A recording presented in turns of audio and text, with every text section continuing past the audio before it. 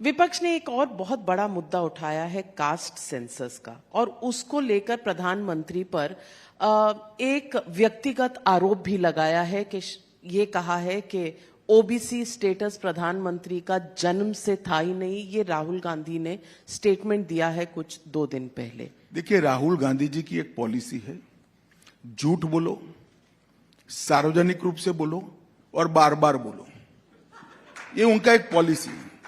जहां तक मोदी जी की जाति का सवाल है, ये बड़ी दुर्भाग्यपूर्ण बात है कि नरेंद्र मोदी जैसे महान नेता की जाति पर कोई चर्चा कर रहा है।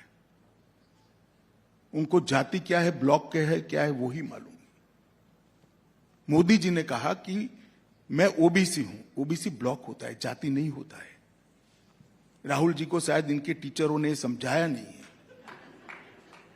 और जहां तक जाति का सवाल निकाला है, तो मैं आज देश के सामने स्पष्टता करना चाहता हूं। बड़े भारी मन से मैं स्पष्टता कर रहा हूं कि देश के प्रधानमंत्री, इतने यशस्वी प्रधानमंत्री, दुनिया जिसको लीडर मानती है, वो लीडर की जाति के लिए सवाल उठाए जा रहे हैं। मगर डेमोक्रेसी है, हमें जवाब देना चाहिए। मोदी जी की जाति गुजरात में 1994 की 25 जुलाई को ओबीसी में लिस्ट की गई। मैं फिर से डेट कहना चाहता हूं, 25 जुलाई 1994। और उस वक्त गुजरात के मुख्यमंत्री थे श्री छबिलदास मेहता, और पार्टी इन पावर थी कांग्रेस पार्टी। और मोदी जी एक भी चुनाव तब तक नहीं लड़े थे, संगठन का काम करते थे, जाति का सवाल ही नहीं आता था। और दूसरा, उसको ऑल इंडिया लिस्ट में, पहले तो स्टेट का अधिकार है, तो स्टेट ने 94 में कांग्रेस के शासन, 94 में ही कांग्रेस ने दरखास्त भारत सरकार को भेजी, जिसको भारत सरकार ने 2000 में लिस्ट कर दिया। मोदी जी तब भी कुछ नहीं थे, न एमपी थे, न एमएलए थे, न सरपंच थे। और मोदी जी 2001 में मुख्यमंत्री बने। इन लोगों को तथ्यों को तोड़ मरोड़ कर पेश कर विवाद खड़ा करना, यही इनका धर्म है।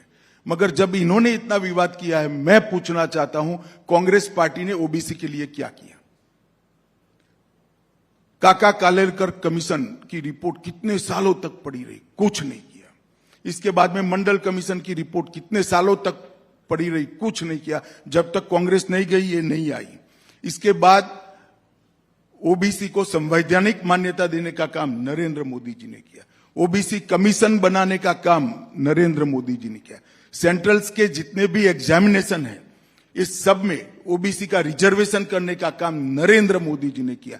कांग्रेस हमेशा ओबीसी विरोधी पार्टी रही, और उनको लगता है ऐसे झूठ बोलकर हम ओबीसी की सिंपैथी प्राप्त कर लेंगे। और मोदी जी ने ठीक ही कहा है कि ये कुछ सेक्रेटरीज गिनते जो उनके समय में भर्ती हुए हैं। उनको मालूम नहीं है कि भारत सरकार का जो सेक्रेटरी होता है वो किस साल में भर्ती होता है, वो उनके समय में हुए। खैर वो छोड़ दो, मगर देश का प्रधानमंत्री ओबीसी है वो नहीं दिखाई पड़ता है, और सेक्रेटरी कितने हैं पूछते हैं। मुझे मालूम नहीं पड़ता है इनको क्या हो गया है। और जो कोई कागज पकड़ा रहे उस देश की, उसको देखने की, एनालिसिस की बीच में व्यवस्था करे। सीधा पढ़ देते हैं, ऐसा नहीं करना चाहिए। कई लोग पकड़ा देते हैं।